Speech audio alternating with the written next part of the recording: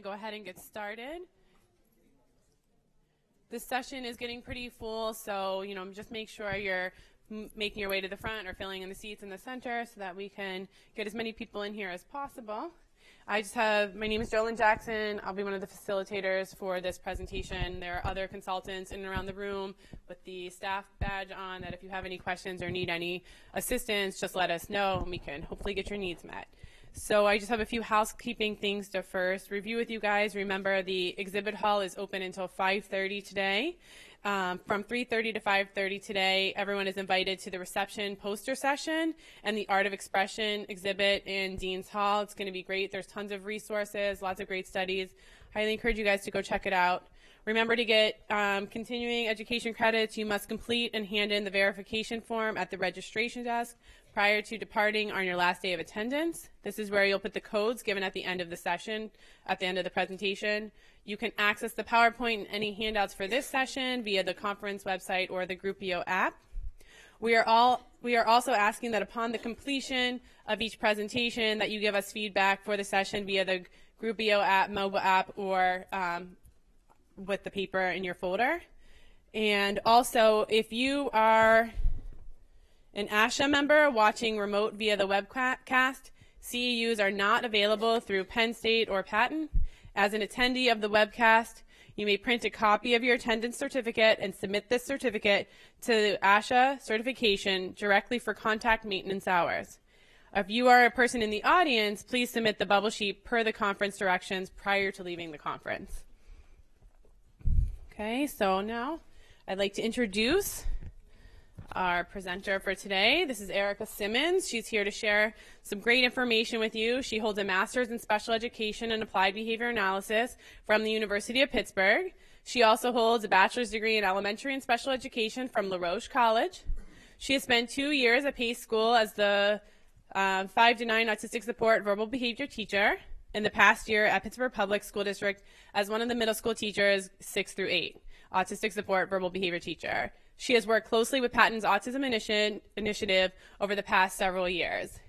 And it's also my personal honor to introduce her because I worked with Erica for the past 9 years in so many different roles, from paraeducator to board certified behavior analyst to a teacher in approved private schools as well as public school settings. So she has a vast amount of information to share with you from so many different settings. And so it's so exciting that she's here to share this information with you today.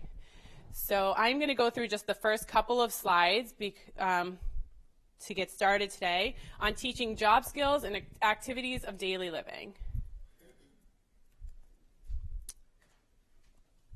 Okay, so what we're going to cover today, mostly Erica, I'm just doing the kind of boring stuff in the beginning, and then she's going to get into what's happening day to day in her classroom with all the different students that she's working with. So I'm going to cover with you guys some of the research as to why covering these activities of daily living and job skills is so important.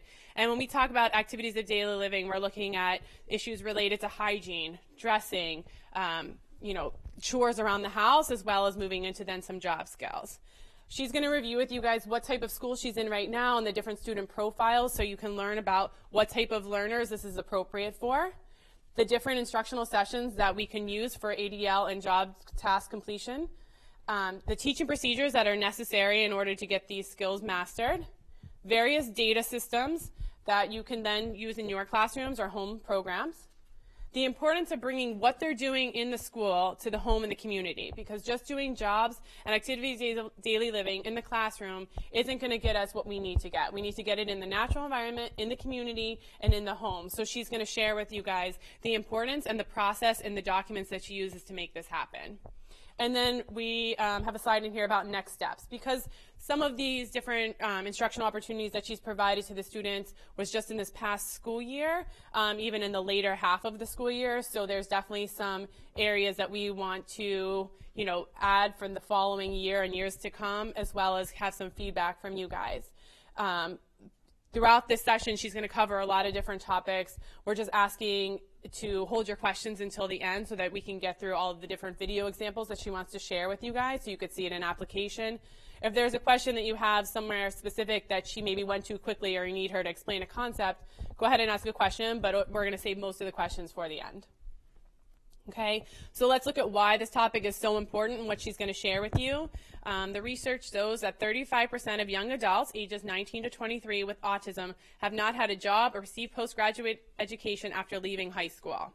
In 2014, less than 17% of population with disabilities was employed. By contrast, 69% of people without disabilities were in the labor force, and 65% of the population without disabilities was employed. So it's a huge discrepancy, and we need to get these kids prepared and ready for employment.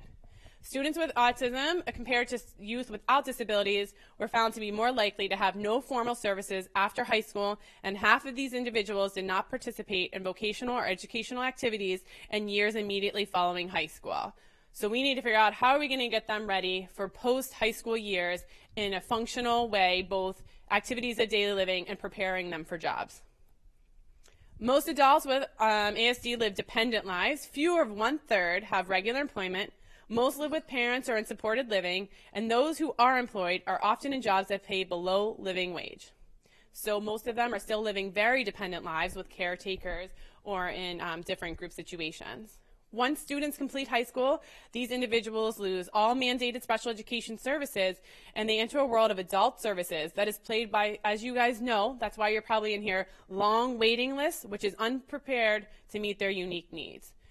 So we need to get them ready so we can avoid those waiting lists that are waiting to get other different types of services. Let's get these job skills up and ready and running so that we can get them out in the community and out and working with their peers. Researchers determined that a higher amount of independence in ADLs was associated with more independent vocational and educational activities in adulthood. There it is. That's why we're spending all of this time. And she's a middle school teacher, so starting it as soon as possible is critical so that we can spend those middle school years and build it into high school. And once you know where job opportunities could be, teachers and educators around the community could be working on these skills so that these students can get out there and be successful. So throughout this presentation, she's kind of going to be looking at areas related to supported employment and helping to prepare for that type of future, where they're learning about sorting the silverware, folding the towels, folding shirts, sorting laundry, those different types of activities that they could do in various employment opportunities, as well as building those skills related to functional independence. Okay, so I'm going to turn this over to Erica to share with you about Pittsburgh Public Schools.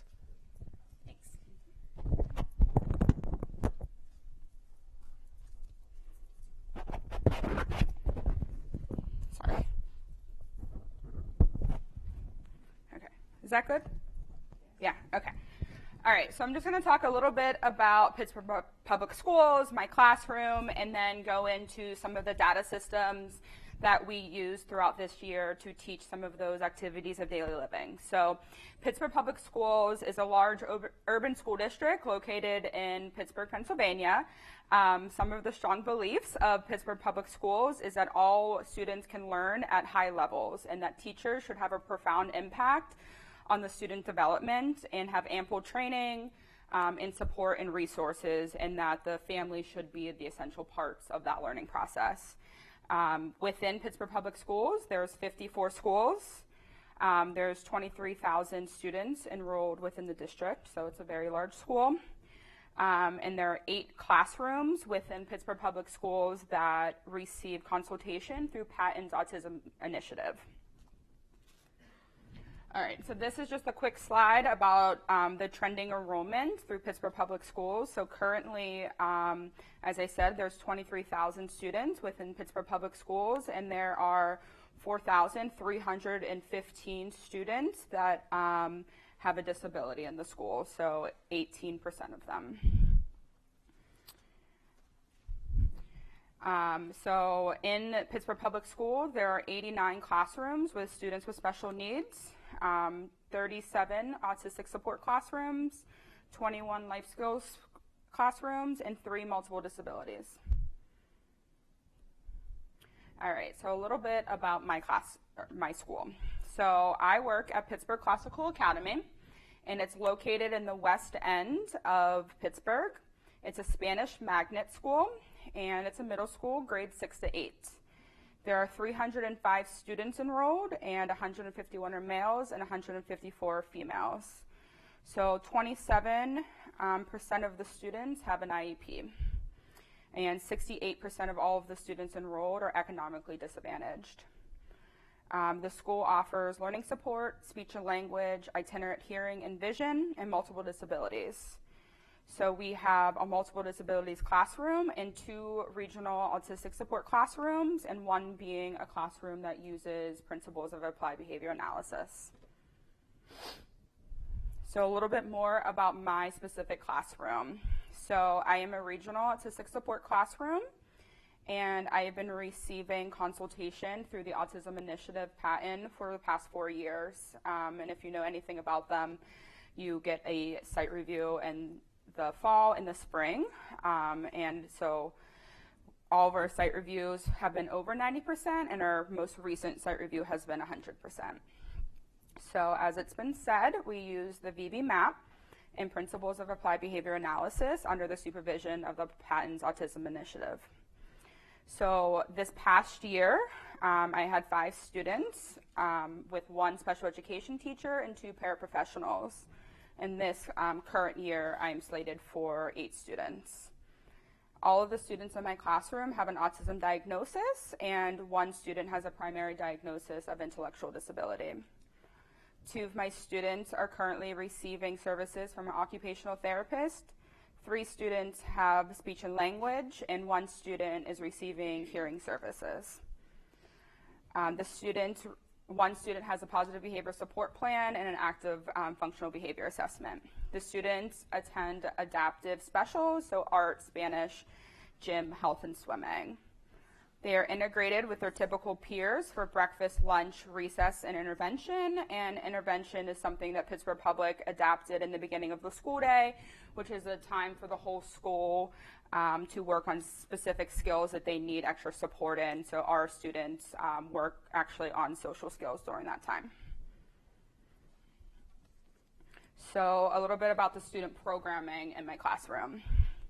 So every student in my classroom is assessed using the VB-MAPP twice a year, as well as language arts and math placement test. Students in the classroom are scattered between a lower 1 and a higher level 3, and this is going to be important to know when we talk about the groupings, is that I did activities of daily living with all of my students despite the large gap between the skills. Direct instruction for language arts and mathematics are programmed for all but 2 students, and the other 2 students are using an early numeracy program, which focuses on building foundational math skills to build the necessary skills for direct instruction. The students received social skills curriculum from Skills Streaming Adolescent and Elementary and peer-to-peer Manding. The students use a variety of communication needs. Some use sign language, an iPad, vocalization, and combinations of both. We do a lot of natural environment teaching, so the students have a lot of opportunities to generalize those skills into the natural environment. We have a coffee cart that has been running for 3 years, and as Jolynn said, this is really the first year that we've been specifically targeting those job skills. When I was looking at, for those who are teachers, and when the student turns 14 and you're doing those IEPs for the transition age and you're just putting in random goals, I really wanted to target those goals and see what I could do in my classroom to target those transition goals. Okay, so I'm sure you've heard the operants a bunch if you've been to a lot of sessions, but I wanted to quickly go over some of the ones that we'll be talking about through the sessions. So being able to express wants and needs, being able to request for missing items, being able to request for attention, being able to use WH questions to gain attention. So these are going to be really important for our learners and our students to have these skills when they go into job settings, to be able to request for missing items if something's missing in a job setting. We just don't want our students or our learners to stand there and not know how to ask for something that's not there. A tact is a label, so being able to label what you hear, what you see, what you smell, another person's actions, being able to label preposition, parts, or features of an item. Listener responding is a receptive skill, so having the student being able to follow the directions. So give this, touch this, find, show me. And this is really when they start comprehending what the person's saying. So being able to follow more complex directions. Motor imitation. So watching another person's motor movement and being able to replicate it. So in a group setting, if I'm teaching folding the towel and I'm saying, everybody do this one, and I'm folding the towel, are they able to grab a towel and being able to replicate it? Intraverbal, so hearing something and responding with something different. So something like fill in the blanks. You wash with answering a WH question, and this really leads to a more conversational skills, and we'll talk more in depth about this later. Match the sample, so being able to match identical, non-identical, 3D objects to 2D pictures. So when you're thinking about job skills, so being able to match forks to forks and spoons to spoons, or non-identical forks. So match the sample is going to come in when we're talking about job skills. And then NET. Natural environment teaching. So moving the skills that we're teaching at a 1-to-1 session or a 2-to-1 session into the natural environment. So just because they know what a towel is when I'm teaching it, can they do it in the real world or when I'm doing it in a group session? So these really are going to be the things that we're talking about through the session. So just wanted everybody to have a basis knowledge for that. Okay, so before you start activities of daily living, where should you begin? Assessment. You should always start with assessment before you start with anything. So remember, all programming needs to be guided by assessment to ensure that the target selection is at the appropriate instructional level. So you don't want to teach something that the student already knows. You don't want to spend months teaching something that they may already know. And you don't also want to teach something that is too high, because that's when you're going to see problem behavior. And all of your programming should, all programming should be guided by database decision. You don't want to be teaching a dishwasher for 3 months if they had it 2 months ago. So we use the VB-MAPP assessment to determine the level of the need for the students in the classroom. And an early learner may need more intensive discrete child programming, where a higher level learner, like a level 3 learner, may be able to quickly learn those things in a more group setting. And really, I want to stress this, is activities of daily living can be taught at any level learner. And just make sure they're relevant to the student. So if you don't want to teach dishwashing if a student doesn't have access to a dishwasher at their house, if you're not going to see it in a job setting, if we don't have one at home, because that's not relevant to the student. You want to make sure that you're teaching something that's relevant and knowing what the parents call it at home. I was teaching something in my classroom and I was calling, the hand towels in the kitchen, I always call it a tea towel. And Jolynn walked in and was like, what the heck is a tea towel? I have no idea what you're talking about. And I was like, the tea towel that you hang up. And she's like, yeah, I call that a hand towel. So knowing what the parents call it, so you make it relevant. So when they go home, those skills generalize. So just make sure that it's relevant and you know that before you spend months teaching something. Okay, so while we're unpacking the process of teaching activities of daily living, I wanted to emphasize that this really can be done at any level. So I wanted to look at 2 drastically different VB-MAPPs in my classroom. So this is a VB-MAPP of my lowest learner. He's an 8th grader, and this is a level 1. So you can see that he is very low on level 1. He has some scattered skills in level 2 and very, very limited of level 3. And when Jolynn, we started talking about this, I was very worried about him. How is this going to work? Can we just do this without him? What are we going to do if he doesn't catch on? But, with the correct foundational skills through intensive teaching, we realized that he was able to keep up with the group. And, before introducing any new skill, we made sure that he had those language foundational skills before moving on. So before we started sorting silverware, we made sure that he had the label for fork and spoon and knife before moving on to the next skill.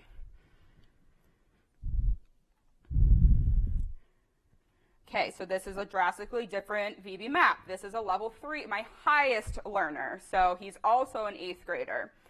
And as you can see, he has all of the skills in level 1 and level 3 and has the majority of the skills in level 3. And he had very strong mands and tax. So when starting activities of daily living, it was an easier transfer because he already had those skills in his repertoire. But I wanted to be mindful that he wasn't going to be bored in the group, that if I was doing a group of 5 kids and one was so low and one was so high, that he wasn't going to be bored, and that, you know, this was going to be meaningful for him. So I made sure before or after the group that we did a little bit of extra, that, you know, his target selection was meaningful.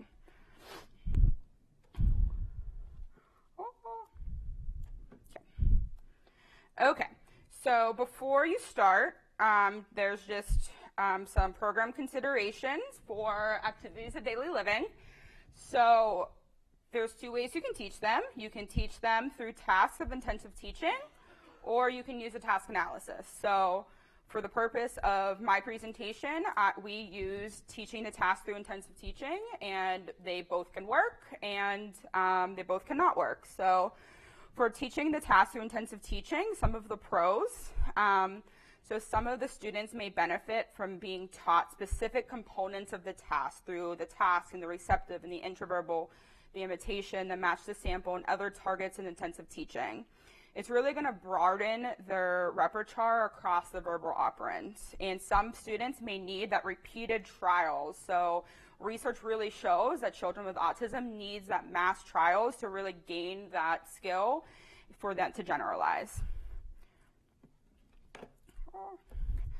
IT, or intensive teaching session, provides opportunities for multiple exemplar training. So if you're teaching a task analysis, they may be able to unload that one dishwasher, but if you provide them with another type of dishwasher, are they able to do it? But through intensive teaching, you can provide multiple exemplars, so they're able to be more flexible with their learning and more flexible with their responding. And it teaches specific components of tasks in a generalized format. And they have mixed and various verbal responses, and it really expands their language through the different operants, and it really provides that more generalization that I already said through different activities, different environments, different people, and different stimulus. So using a task analysis. So some students may do better with learning in a routine in the context of the activity, but the task analysis may be too complex for the student or take too long, and they may need that more direct reinforcement faster. So I'm going to show you an example of a task analysis. So this is a task analysis for wiping a table and a bench. So this is just one part of the task analysis. So you're seeing 22 steps, but the whole task analysis is 55 steps. So this may take a very long time just to get them to wipe a table and a bench. And if they don't know what a bench is, or a towel, or the spray bottle, or any of those language components, if they get to a point where the spray bottle is missing, or they don't know how to unscrew it to fill it up, they may engage in problem behavior because they don't know how to ask for those things, or know how to label them. So when you're teaching through intensive teaching, you're really hitting on all of those language components. So when you're teaching it, they have the whole realm of the sequence. Okay, so just a few more considerations for teaching ADLs before we move into the specific skills.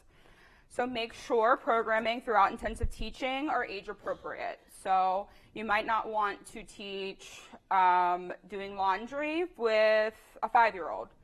So make sure that you're considering their age before you're programming. When you're thinking about older learners, the end of elementary, middle school, high school, make sure that you're really thinking about those job skills.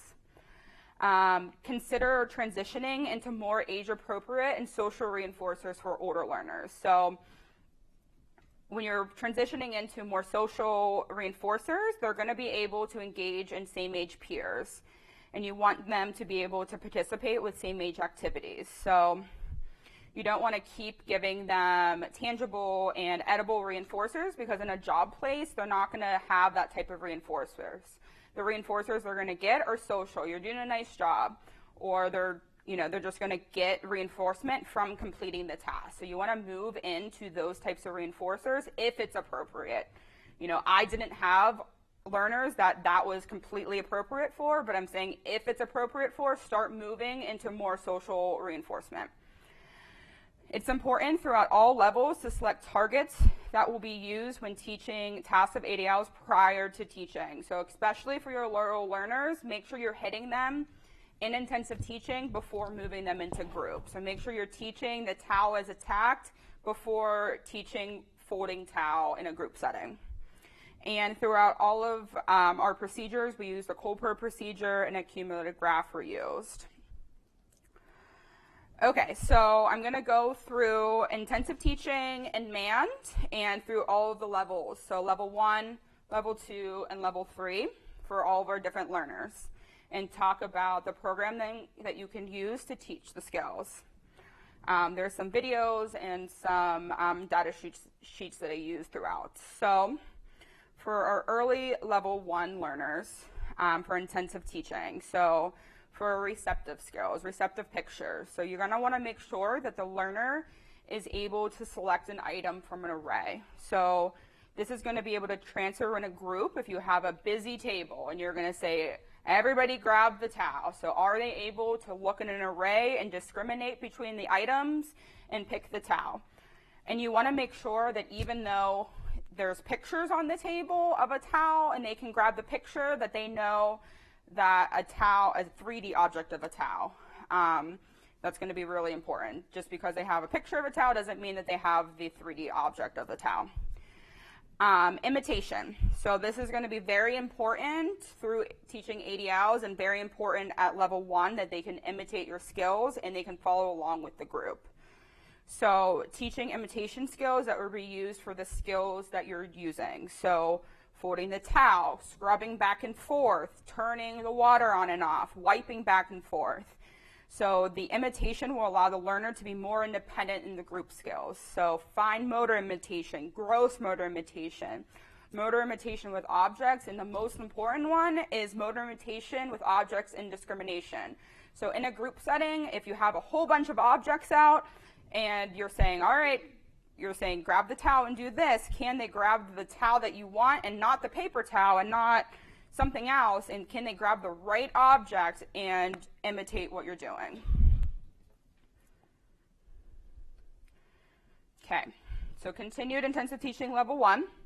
So the tact, so the label. So ensure that the tact for the items are strong throughout intensive teaching prior to moving on. So if you're teaching folding towels, make sure they have the tact of the label for the towel or the laundry basket. Match the sample. Check to see if the learner is able to match identical items, non-identical items, 3D objects to 2D objects. So this is going to be critical when teaching specific tasks in a group or independent work, such as sorting silverware, putting dishes away, or sorting food. And as I said before, some learners are going to be able to acquire new skills in a group, and some learners are not going to be able to acquire new skills in the group, and they're going to need to be taught first in a discrete trial session. So I mentioned before I use a cold pro procedure. So in the beginning of the day, sorry, that's a little fuzzy. I just do a quick check of some of the skills. So this particular student had skills like bed that we were working on and spoon. So these were all functional skills that we were using. And if you can see, we are doing an MI for stacked blocks, and that might seem, pretty silly for someone as an 8th grader to be working on stacked blocks. But that's going to transfer from stacked blocks to stacking books, to stacking towels, or stacking something more functional. So he's getting the stack. That's just an example of a cold probe sheet at a level 1 student. Okay, so this is an example of just a quick IT session for a level 1 student, and just bear with me with the video. Yeah. Oh. worked. I didn't have to do anything. Where's my mouse?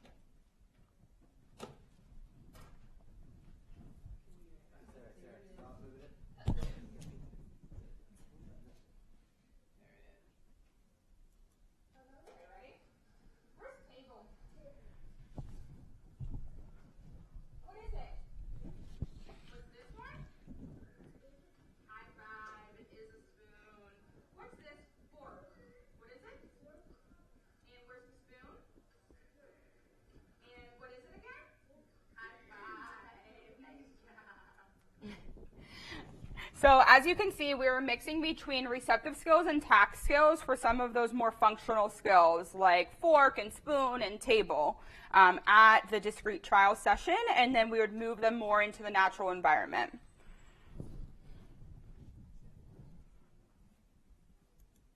Huh.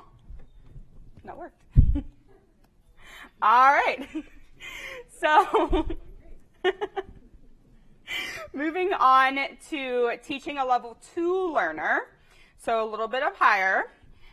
So of course, before moving on to any level 2, you want to make sure that the skills at level 1 are strong. So you don't want to splinter any of their skills. So you want to make sure that their tacts are strong, any of their receptive skills are strong, and their motor imitation are strong.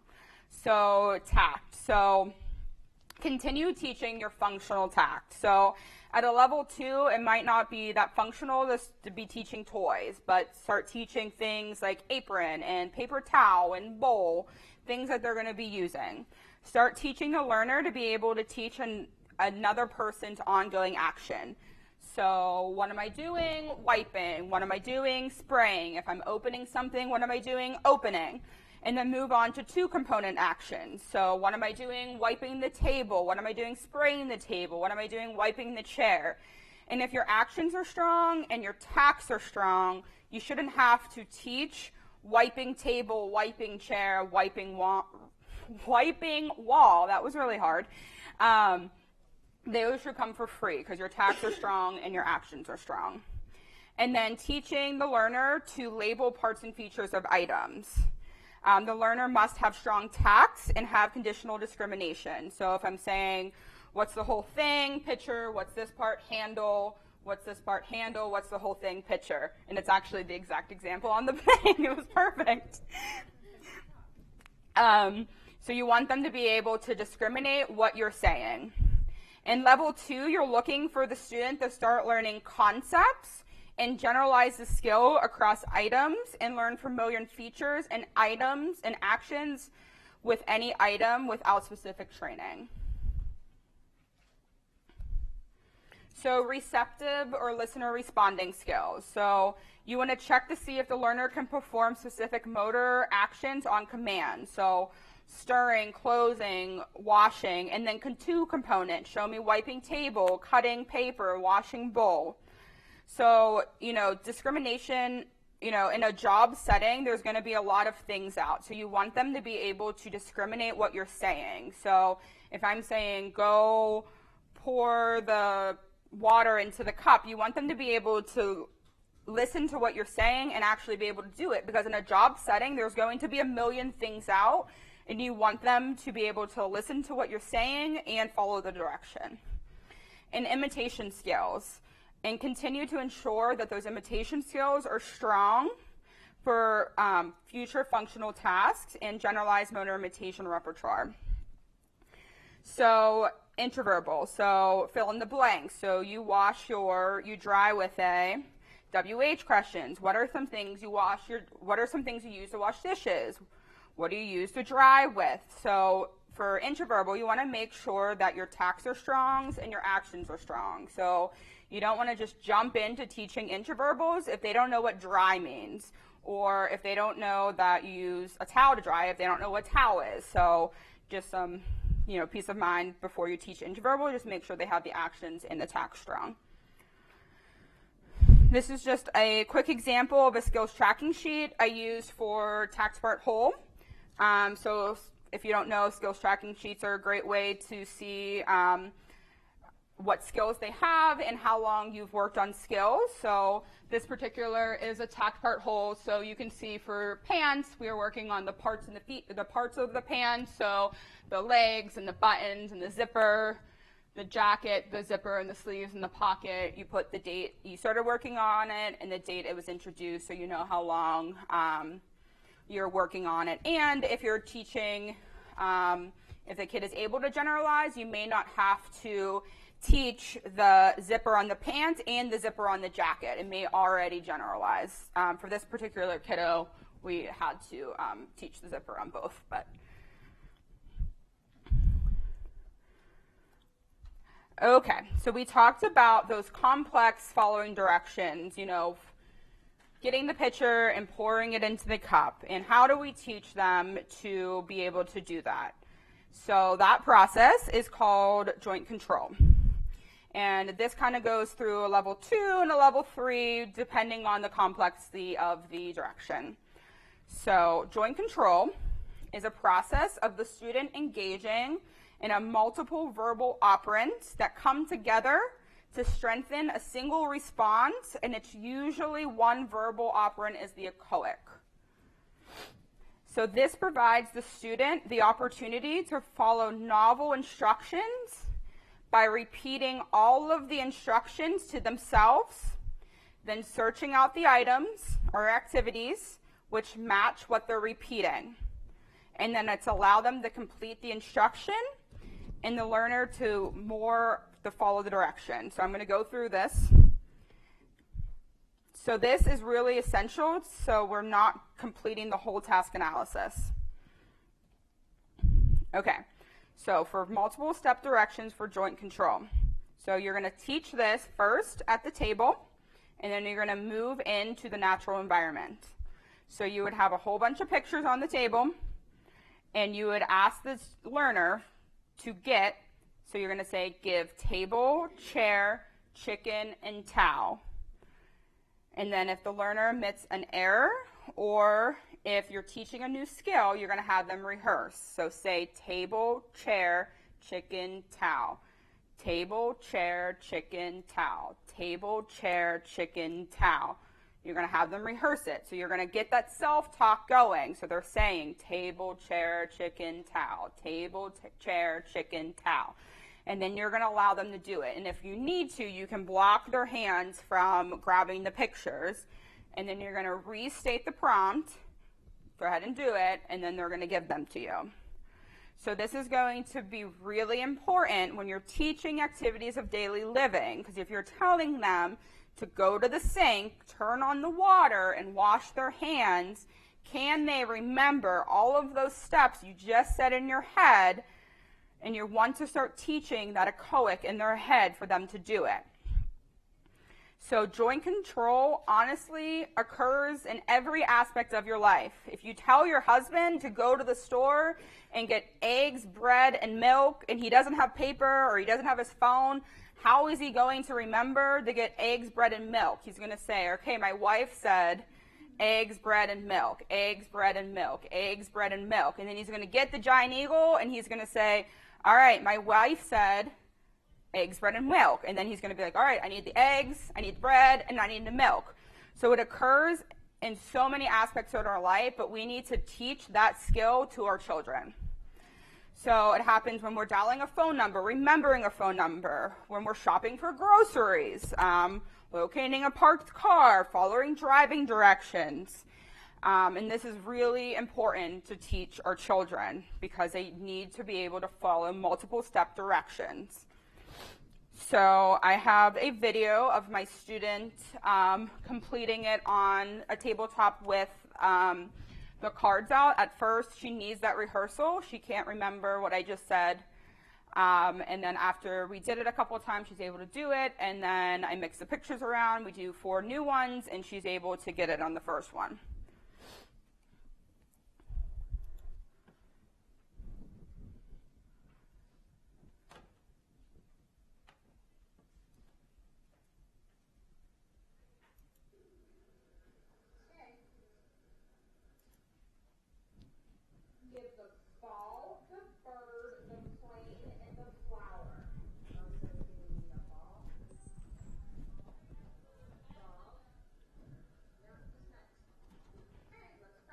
So she couldn't remember. Ball, bird, plane, flower. Ball, bird, plane, flower. Ball, plane. Ball, bird, plane, flower. Ball, bird, plane, flower. Ball. Ball, bird, plane, flower. Ball, bird, plane, flower. Ball, bird, plane, flower. So now she has it.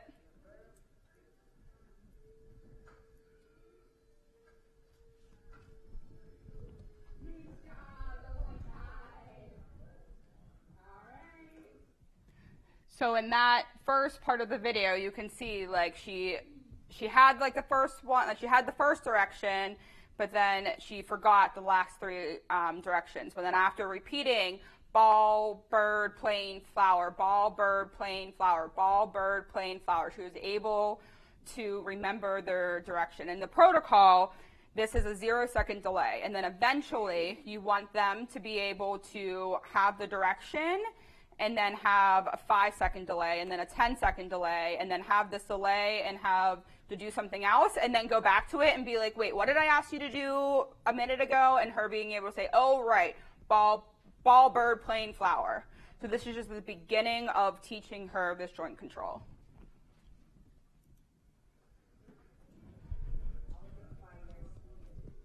A little problem behavior about getting binders.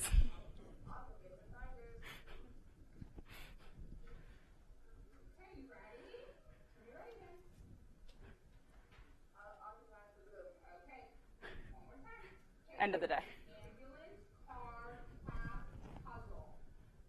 Ambulance, car, cat, puzzle. Nice job, Mia.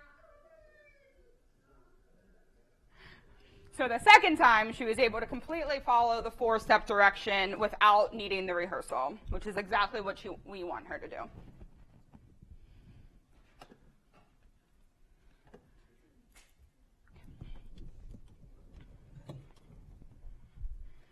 All right, so intensive teaching level 3. So this is for our highest learners.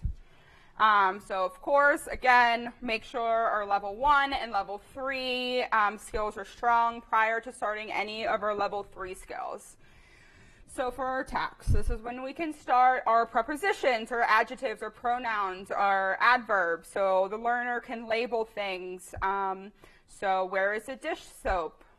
In the closet. Listener responding, so again, so prepositions, adjectives, pronouns, adverbs. The learner is able to follow the instructions involving the preposition. So put the paper towel on the counter.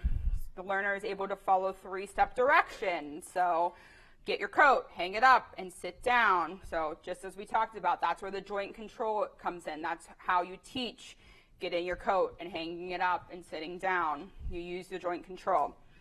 You're able to listen to all of the parts of the instruction, and that's going to be really important too when you're talking about starting to integrate students into the general education classroom. Are they able to listen to all of those components of the instructor and listen to them and follow them? You know, the general education teacher is talking a lot and giving instructions, and are they able to follow them and fit in with the rest of the kiddos? So, you know, listening to those complex instructions, joint control is going to come in and be a great way to teach those skills. Interverbal. So this is where you're going to start talking about features and functions and classes of items. So when you're talking about class, you're going to start talking about how many types of dishes, you know, your forks, your knives, your spoons, or fork, knives, and spoons are all types of. The learners will learn items by functions. What do you do with the towel? You use it to dry, you use it to fold, you use it to wash, and make sure we're not just teaching these rotely. So, you know, I'm not just teaching them what do you do with a towel, use it to dry. I'm teaching them use it to dry, use it to fold, use it to wash. So they're not just have this rote responding, they have this flexible responding, so they have all of these different answers that they can give me. Tell me something you tie. They also can tell me things by features. So tell me something with pockets, or a jacket, a pant, and a shirt all have. And this is an example of a skills tracking sheet for a level 3 learner. So this is a item by function. And so like, tell me some things you can brush, and there's a whole bunch of different items that we're teaching, or tell me some things you can pock, or tell me some things you can fill. So as you can see, there's just not one thing we're teaching them. There's a variety of things, so they have these flexible responding, so that when they get into a more conversational skills, they have some things to talk about. Okay, so we're going to go into Manding. We're going to go through the Mandings of levels, and then we're going to take a break. Going through group and independent work, and then go into some things that we've done this school year in my classroom. So Manding level 1. So the learner is able to generalize mands across people, settings, and examples. They're able to request for items without the instructor saying, what do you want? So this is really when we want the learner to be able to ask for high value reinforcers when the motivation is strong. And until this skill is mastered across various reinforcing items, it's not likely it's going to transfer into a job completion of a task for mands for missing. So we can't start for mands for missing until we can get the learner to ask for things that are in front of them. So until I can ask for a cup of water, I can't ask for water that's missing until it's right in front of me. So at the level 1 learner will request for items within eyesight. These items should already be identified as a strong reinforcer.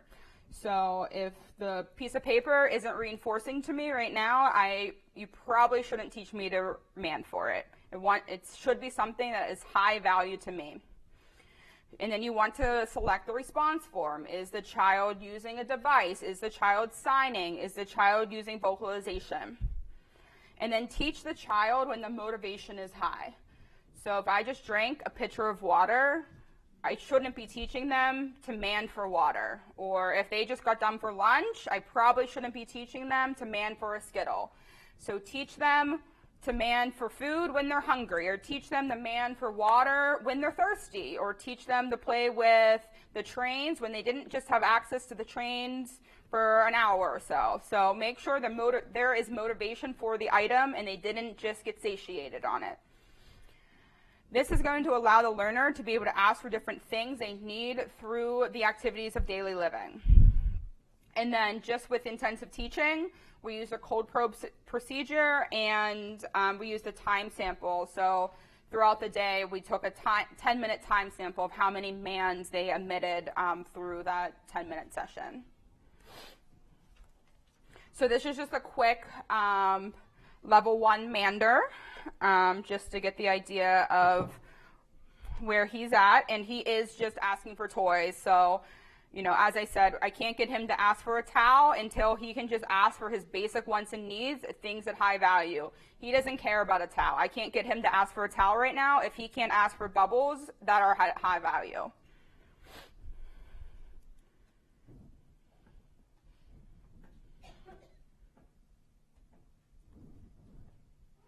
Maybe.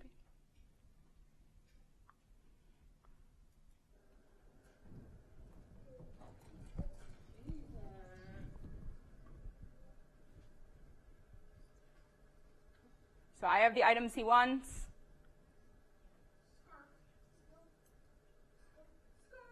I'm increasing motivation.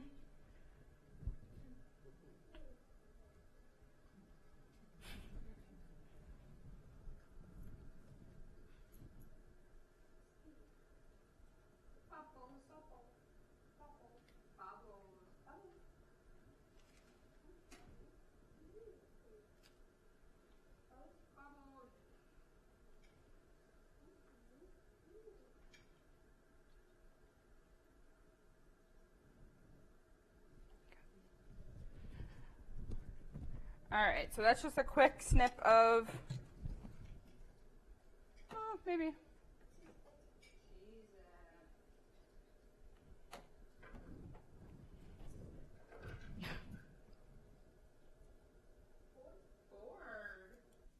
All right, So we're just working on getting him to ask for items that are in his presence. And then we will work on manning for missing and manning for information. But right now at the level he's at, I just want him to be able to tell me that he needs to go to the bathroom, or tell me when he wants something, or tell me when he's hungry. So a Manding level 2, so we're a little bit of a higher learner. So level 2 is really when our students start to problem solve. And this is going to be incredibly useful when we start to talk about teaching activities of daily living.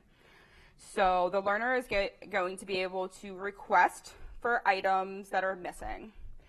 So this is, again, going to be important when we're talking about the job place. So we don't want the learner to engage in problem behavior if they're completing a job task and it's missing, or we don't want them to stand there and just look like they're lost because they don't know how to ask that the dish soap is missing or that the sponge is missing. We want them to be able to ask for those things so they can keep up in the work environment, or that they're not falling on the floor because they don't know where it's at. And once the task completion is strong, then the completion of the task is going to be what is reinforcing. And that the learner is able to man for action, so that the learner can tell me to throw something, or tell me to roll something, or tell me to open. So if they're, using a spray bottle and it's empty and they're trying to twist it themselves and they can't, are they able to walk over to me and say, hey, can you open this for me? So do they have those actions to be able to ask me to complete them? So if you were in Jolene's presentation earlier, you already saw this video, and it's been played a whole bunch around the conference over the past couple years. So this is a kiddo I had a couple years ago who is completing a coffee cart, and the sugar and the creamer is missing, and you can see the motivation building up when he's completing Jolene's order, and he doesn't know what to do, or he doesn't know where those items are.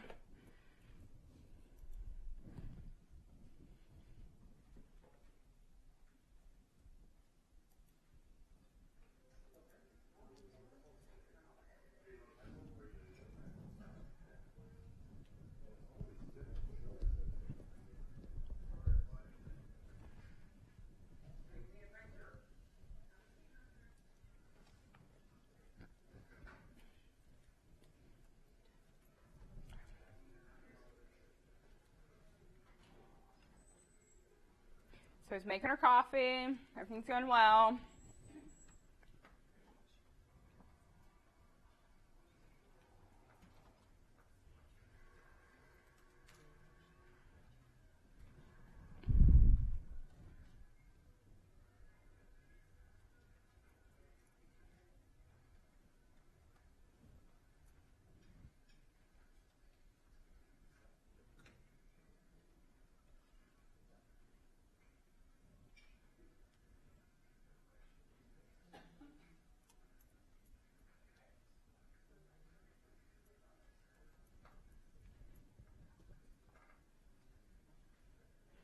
Okay, you can see the motivation building up. He starts looking through the looking around at the cabinets, looking around.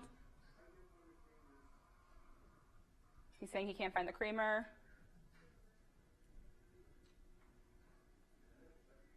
So instead of engaging in problem behavior or just stalling, he had the language skills to be able to ask Mr. Drexler where the creamers were.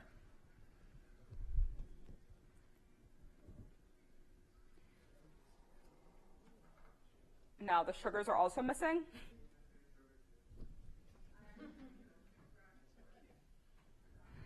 So he, this was pre-taught, and this, we continued to work on it, but he had the language skills to be able to ask for the two things that were missing instead of A, stalling and not knowing what to do, or B, engaging in problem behavior.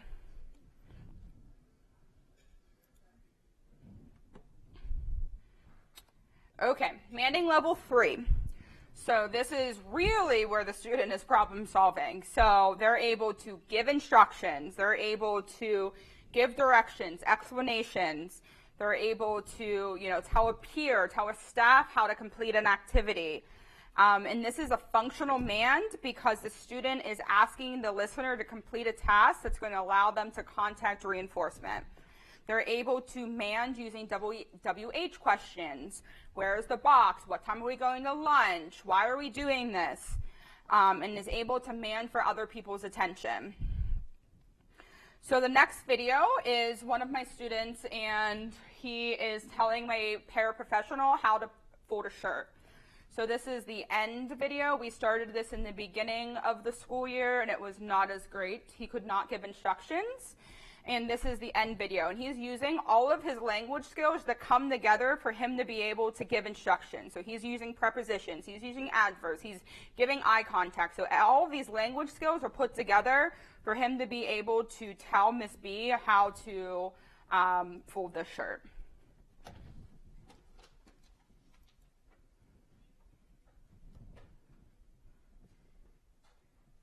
All right, Tayron, I want you to explain to Miss Sorry.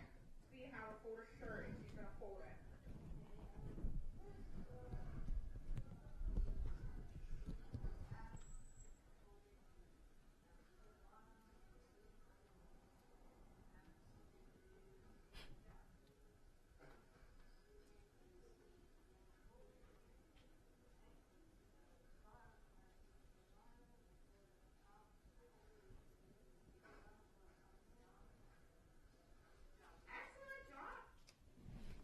All right, so that was a little bit hard to hear, but he was saying take the sleeve and pull it this way. So we had the tax in the features of the item, and he was saying take the bottom and pull it to the top. So he had, those parts and features of the items, and he was able to give instructions and gave her some reinforcement, and he was telling her good job. So he's a good instructor, but without those, pre-language skills, he wouldn't have been able to give her those instructions, and she wouldn't have been able to follow them. So we are going to take a 10-minute break and come back at 2:25 to do group instruction, independent work, and a look at my classroom.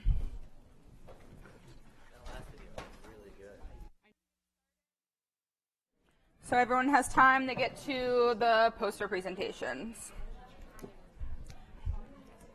Sorry.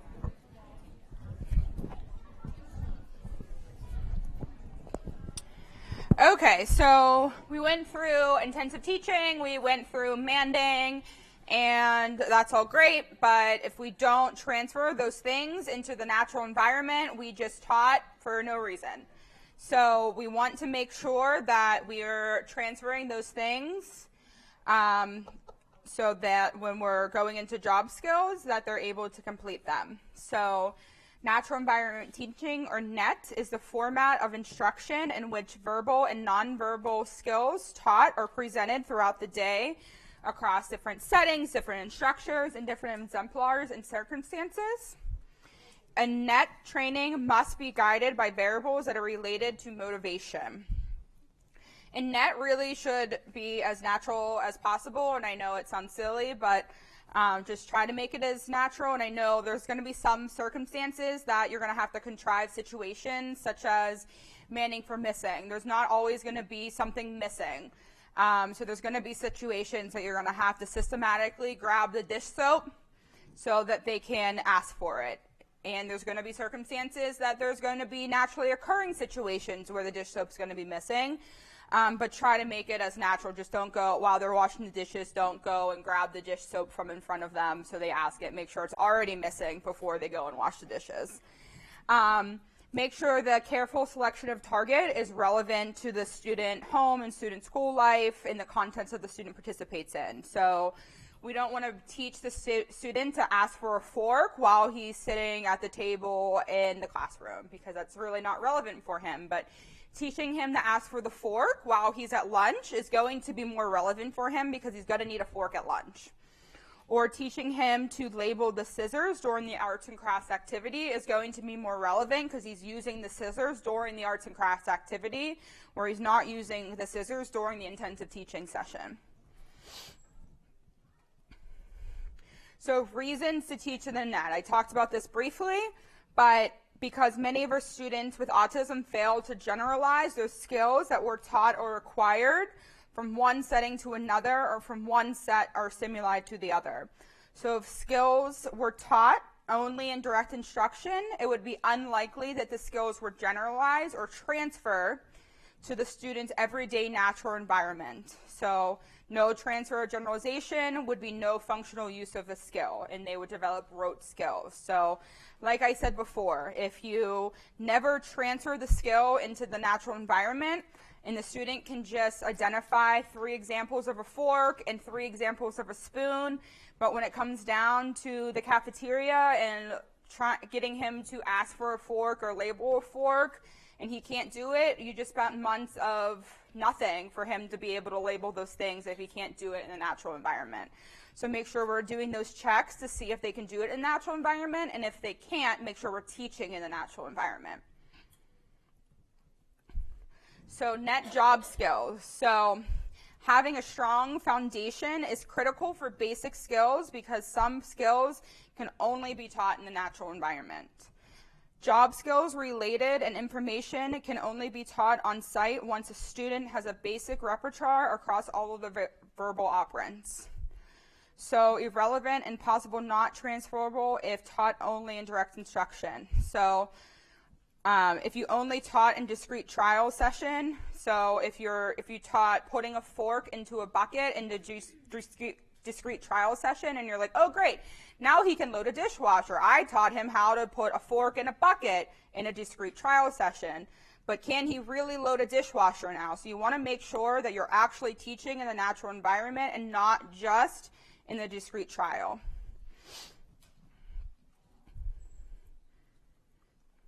Okay, so group considerations. So now we did our intensive teaching, we did our manding, we're talking a little bit about natural environment, so now we're doing a group. So the reason why I did mine into a group is because I wanted to make sure I hit a lot of students in a fast way and all of my students got the instruction at the same time. And in reality, job skills aren't going to be taught in a one-to-one session. Job skills are going to be taught in a group session with lots of people. So I wanted to get them used to that type of environment. So even though I only had 5 kids, that was enough for the first year.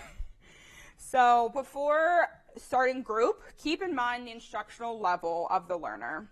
The learner should be able to follow the lead of the instructor in a group of 3 or more students. Now, this didn't happen for all of my students, and I'll talk about how I did that with some of my learners, but for the most part, they should be able to follow the lead instructor, because that's how it's going to be in a job place.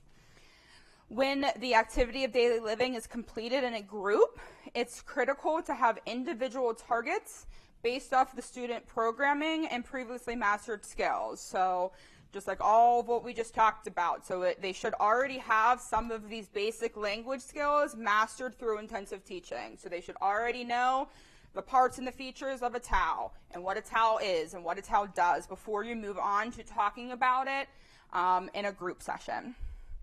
And a good way to keep the children engaged through a group is with corresponding.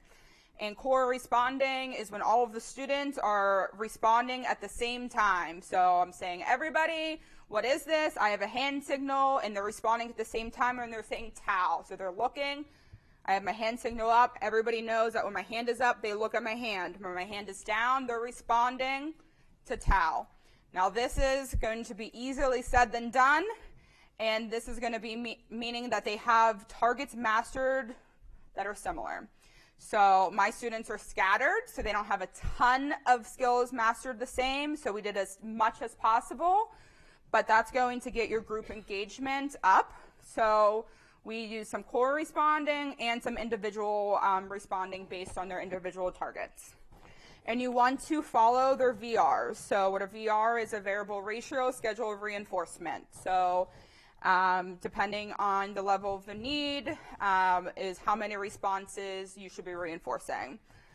And assess whether the student can acquire new skills in a group. So for a lower learner, I'm not going to be introducing new skills in a group, but for a higher learner, I could introduce new skills because they can acquire new skills with a whole bunch of other individuals in the group. So what I did for my group. So for my group, I had the students arranged in a semicircle with the lead instructor in the middle. And I did have 2 students in my group that had difficulty following the directions of the lead instructor. So I had my 2 paraprofessionals assigned to them who were able to give a bunch of extra reinforcement and work on focus a little bit more while I was able to lead the rest of the group. And for the students it was appropriate for, we talked about it a little bit before, I used more social reinforcement. So it would later transfer into independent work and transfer into the job place. For each ADL task, it took around about a week or 2 weeks just to teach the one task. So for folding towels, it took about 2 weeks. But for sorting silverware, which they already had the prerequisite of matching to sample, it only took about a couple of days to get them to sort silverware. And ideally, we planned to run the group every day, but realistically, we ran the group about 3 to 4 times a week. I ran through individual targets with the higher level learners, so your feature function class, the TAC part whole, and used choral responding for skills that were mastered as the whole group.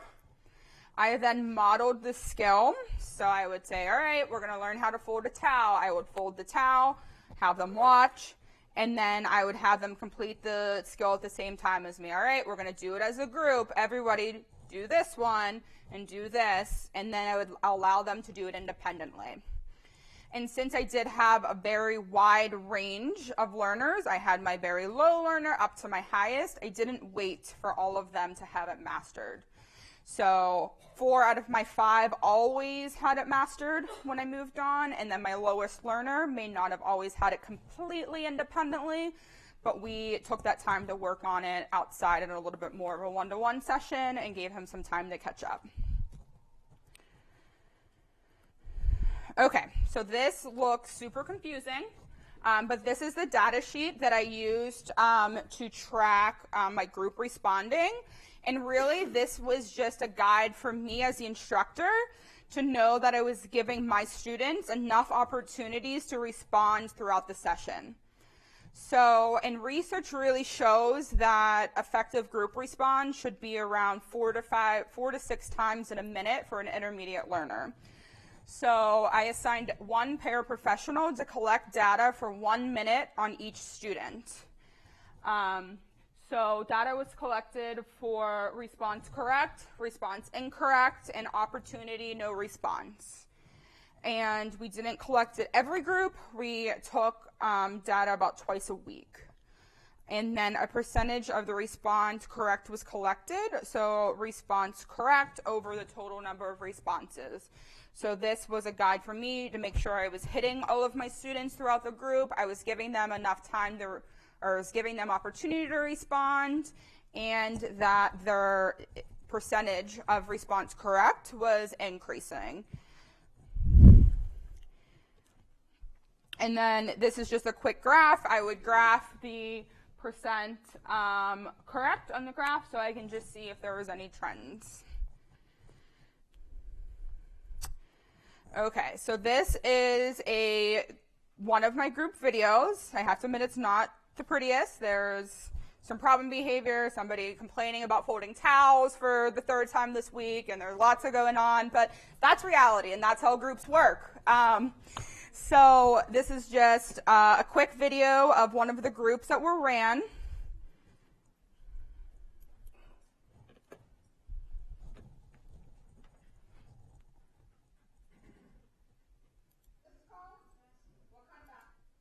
So we're going through some targets first. So we're going through some targets, what is it? Laundry basket, going through some parts and features, and then I'm letting them break out, and they already have the skill mastered of folding the towel. So they're able to break out and independently fold the towel. So they already have that mastered, but I'm going over some of those specific language skills.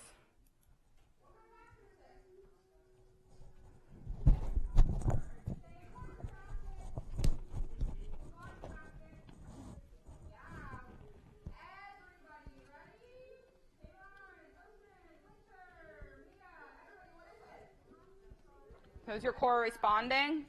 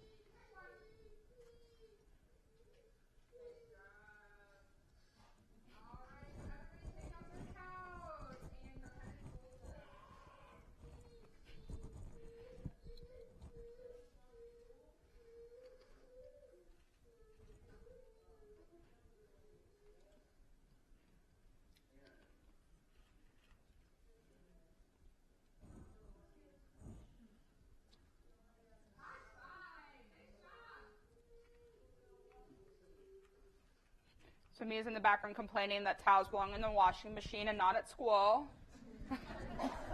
She's right.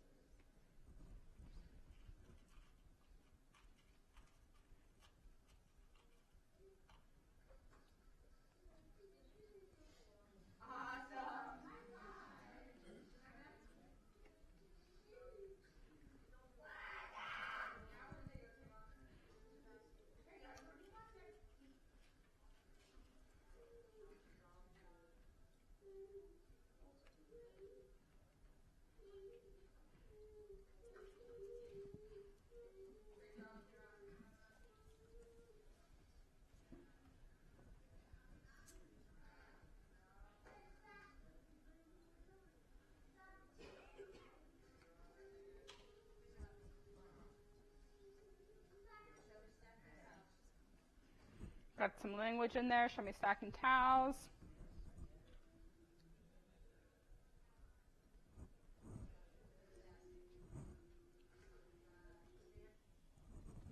All right, so as you can see, it's not a perfect group, and I don't think any group ever was and ever will be. But they were engaged. We work on different components of language. They had the skill. They were able to, go between the different parts and features of the towel. They were able to fold the towel. You had some screaming. You had some problem behavior. But that's group and that's life. So they were able to all effectively. You had some corresponding. You had some individual responding. But I think it really just illustrates that you could really see the lower level learner and the higher level learner, and they all were able to complete the same task and complete it in the same group. Okay, so after you do your groups, and how do we move this into independent work? Because it's great, they can do it in a group, but now when you move into a job place, you're going to have to do a little bit more independently. And how do we do that? And who's ready for that? And who's not ready for it? So some prerequisites for independent work. So you want to establish that they have a strong tact and match the sample. They're able to demonstrate those skills, joint control fluently. And they can tolerate that delayed reinforcement, because if they're doing something independently, you don't want to have somebody sit next to them reinforcing them with an edible or saying good job every 5 seconds. You want them to be able to tolerate just some reinforcement at the end of a 5-minute task. So they should be able to really tolerate a delayed reinforcement before you start independent work. And independent work can be taught for an early learner through training procedures. However, focusing on establishing strong skills across operants, a student will learn complex behaviors more effectively and generalize more easily. So this is just a guide, and it's not an end-all be-all, but just some, tips for before you start independent work. So after the learner has mastered the skill in a group, you can start chaining them together to make them more independently. And depending on the learner, you can use a written schedule, you can use a picture schedule, or you can use like a to-do bin or a finished bin. So we just got to the group scenario in my classroom this year, and we just started to touch maybe in June on independent work. And so the way we started it was the students rotated to different stations in my classroom, and they had an individual schedule and they had to rotate. So it was folding towels and sorting silverware and setting a table, and they had to rotate when I said to rotate and follow their schedule. So it was just the very beginning stages of following a schedule and completing it independently. And you can see through the video, it's a very short video, that you can see that some of them are very independent and some of them need a little bit more help through the independent task.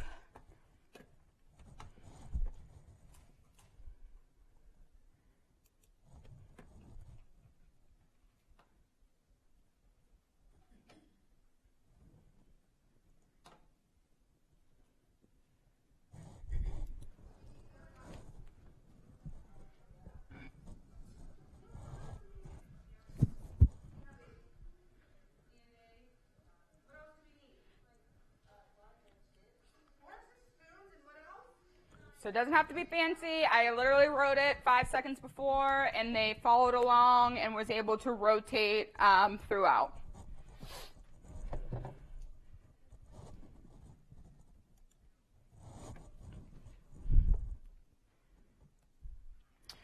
Okay, so we did all that. We did it at school. They can do all these skills, but now we need to transfer to home, and we wanted to transfer to home. And how do I get my parents this information? And, because ideally we want, them to be as independent as possible and help the families. So I send home weekly specific targets that they meet and master through intensive teaching, so that they can work on. If they learned how to label a towel, that they can now label it at home, and that their parents can work on it in the natural environment. If they learned how to request for milk, that now they can, instead of just going to grab for milk, they now can, use the skills they learned at school, that they can now ask for the milk using whatever mode of communication they use. And the parents are informed once we complete a job task at school, that they can transfer it to home and see if, it does transfer to home. And of course, parents are provided with daily communication about, how the day was behaviorally, and how, if they went to the bathroom or what they ate, and all of that stuff is very important that the parents want and need, and I provide. But, what is important also is providing them with what skills they have. So we're making sure that they are transferring, because the most natural environment for folding a towel isn't my classroom. It's going to be their house or going to be the job site. So the next couple of slides are just some examples of home communication, examples that I have used in my classroom. So this is just an example of the skills mastered. So I send this at the end of the week. So I just quickly I look at the cold probe sheet at the end of the week, and I write in what they mastered. So what tax they've mastered, what echoics they've mastered, what motor imitations they've mastered, what functional skills they've mastered. So even if they were working on folding towels, I'll say, hey, we're still working on folding towels, so they can continue working on those skills, and what reading and math skills we're working on. So that gives the parents a good idea, and hopefully they are using them. I think a downfall of working in an urban school is sometimes those don't always happen, but our hope is that they are. This is just a sample of the home communication log. So the left side is the front, and that's kind of what I'm filling out daily. So how the academics went, how the behavior were, what specials we have, any other information that could be used to spark a conversation at home. Parents like that information so they can ask about their day. You know, a lot of kids, general education and special education, don't like to come home and talk about their day. So if I can provide that information so the parents can be like, oh, did you go to swimming today, or any of that kind of information. And then the back provides the parents, and the parents are busy and may only have 2 minutes to complete it, so I try to make it as user-friendly as possible, even if they check a few things. How did your child sleep? Did they take their medication? Are very important things that I need to know in the mornings. And then, of course, like any changes in the routine, any activities, and I can use that to guide conversations that day also. This is a parent survey that I did not use this year, but I am planning on using this year to gauge what is going on in the home with functional living. So I have examples of hygiene and functional living, like laundry and brushing teeth and putting on deodorant and washing your face and folding towels and hanging up towels, and just seeing where they are at home. So are they completely independent? Do you not need to help them at all? I'll do a check at school, but if they're independent, I know that I don't need to target that at school. Can they complete it, but they need prompting? I'll do a check, but if they still need prompting, then I know I can work on it a little bit more at school to get them a little bit more independent at home. And if they're unable to complete, then I know I need to hit that at school, and I can teach that skill.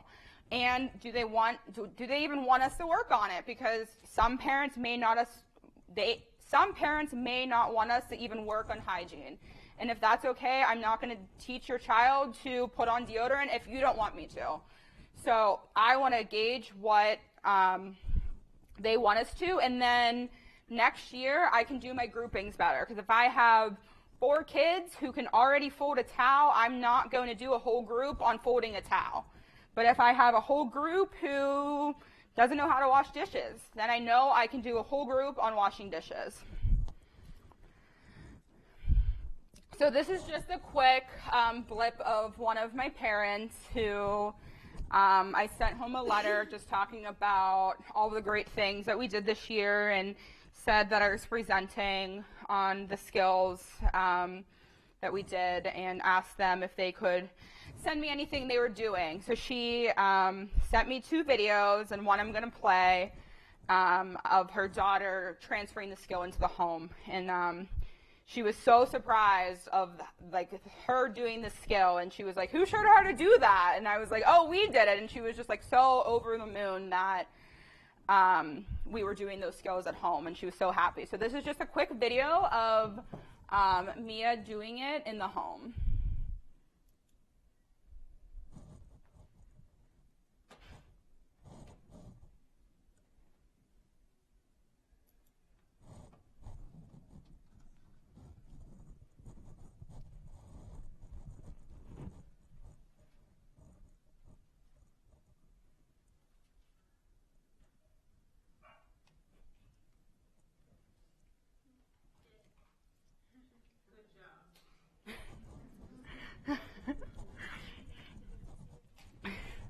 There's a few people in here that know her, and over the moon that she would do something in one environment and transfer it into the other environment, because she completely would be the kid that would be like, I fold towels at school and I don't fold towels at home. So like elated that she went home that night and like folded a towel for her mom, because that is just wonderful for her. So okay, so next steps. So where are we going with this, and what are our plans for next year? So fluency. So it is important for our students to be able to respond quickly and be able to do things quickly in an environment, especially in a workplace. So being able to teach them to quickly fold towels or to quickly do the dishes, because in a workplace, the environment is fast-paced, and, it shouldn't take them 2 minutes to fold one towel. So to get that fluency going. Independent and self-monitoring. You saw that a little bit with my independent groups, being able to follow a schedule and to be able to start checking off those things and to know that where they're going next. Peer-to-peer manding and completing the tasks together, because honestly, in a work environment, you're working together and you're working with a peer. So being able to have them ask other peers for things, or ask peers for things that are missing, to get them working collectively to complete something. We talked about this a little bit with sending home the parent survey, but smaller groups for specific skills that parents are requesting. So again, like if everybody knows something, I'm not going to teach it. Or if there's half the group that needs something, half the group, I'm going to break it down and do smaller groups and do whole groups for skills that kids need. Incorporating academics and math. Giving them 10 towels and saying I only need them to sort 4. So getting them to take from a larger set. Some reading skills, being able to read that schedule. Some writing skills, being able to make a check mark after they finish the task, or being able to sign their name after they complete the task. Some inclusion opportunities around the school in the gen ed setting, and some community-based instruction. So that's where we're going. If anybody has any ideas at the end of the session, let us know. We're open.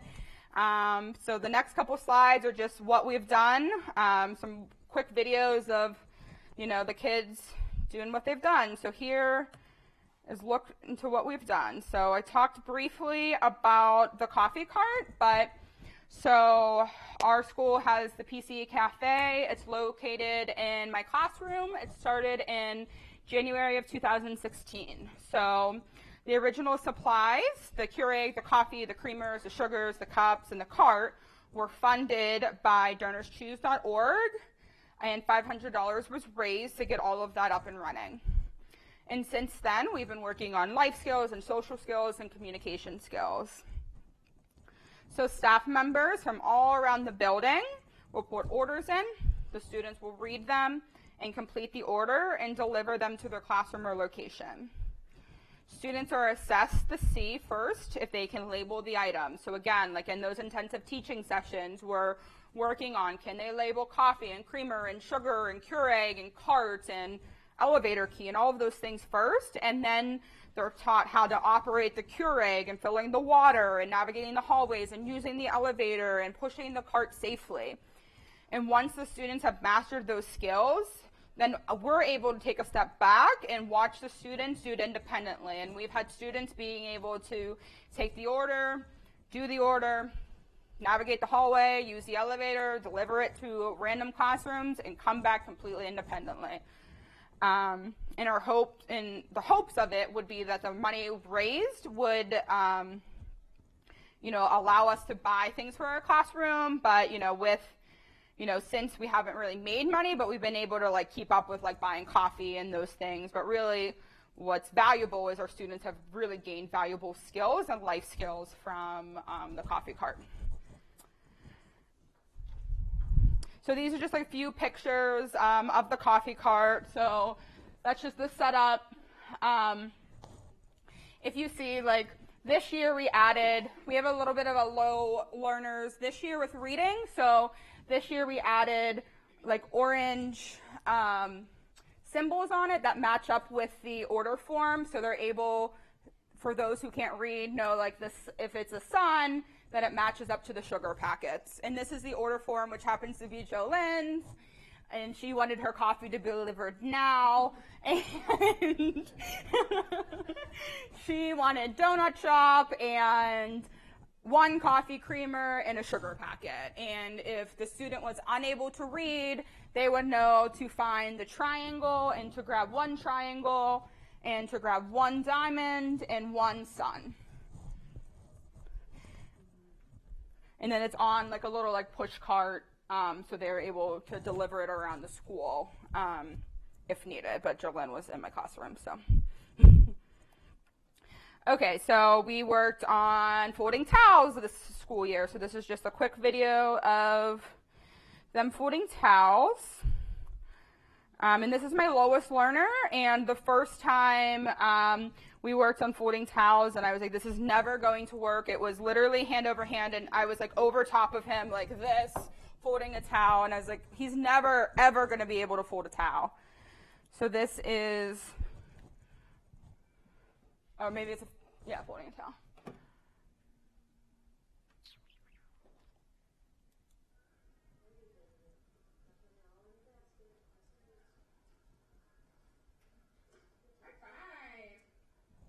Yeah, so it only took a couple weeks, but he was able to successfully fold a towel.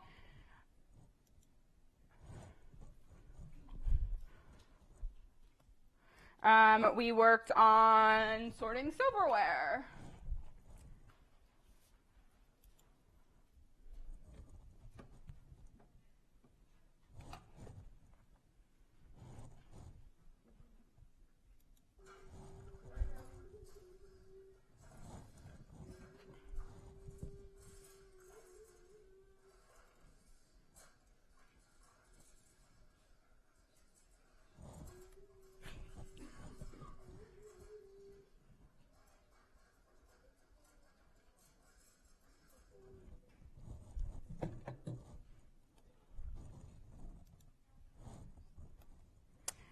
We worked on setting the table.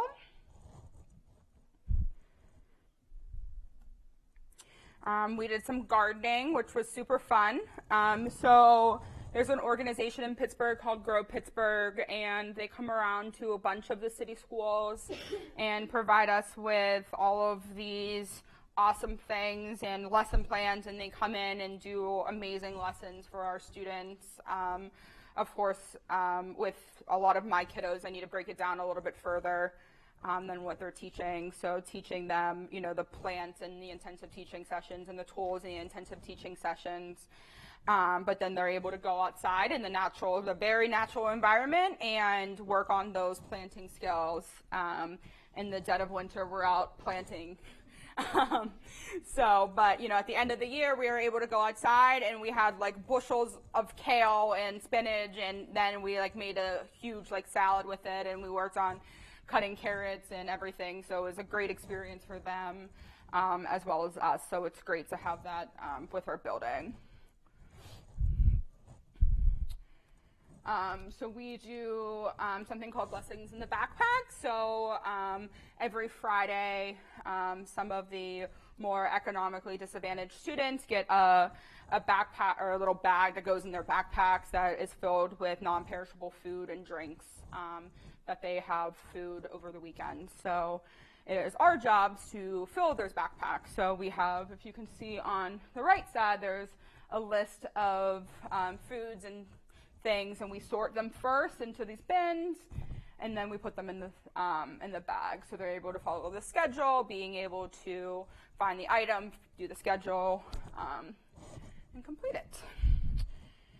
So where does this stuff all come from? Because we're teachers and we don't have money, and school districts don't provide it. So where does it all come from? As I said, with the coffee cart, we use donorschoose.org.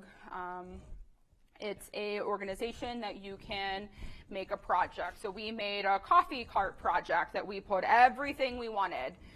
So it's not like a thing where people are just giving you money. They're giving you money towards something. So you're saying, I want a Keurig, I want a cart, I want coffee, I want creamer, and I want sugar. So the people donating can see specifically where their money is going. And you're writing a story like, I'm Erica Simmons, and I teach in this urban school, and I want money for this. So you're reading your story, and they're donating.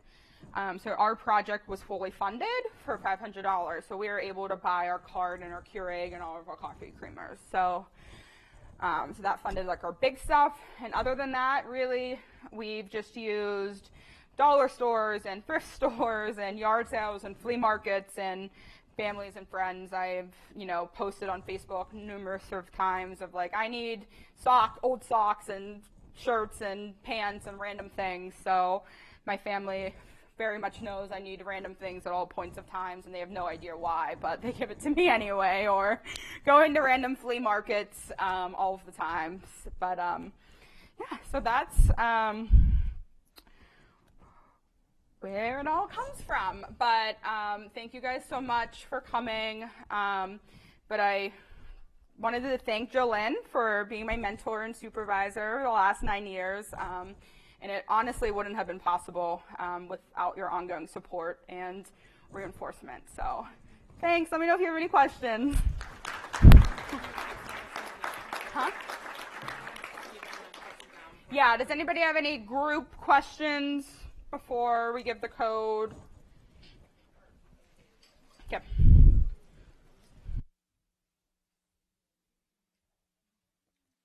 Thanks so much for that wonderful presentation.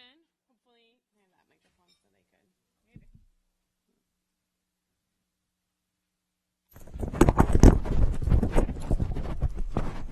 Thanks so much for that wonderful presentation. Hopefully you guys got some great resources to bring back to your school districts and your home programs.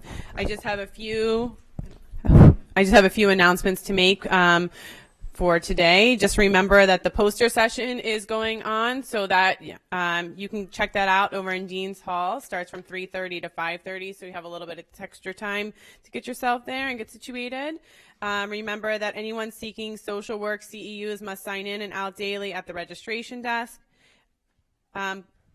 Please complete the evaluation for the session through the Group Rio app. The session number is 62, and the code for this session is PAL 766. And that's all. Thanks so much for coming.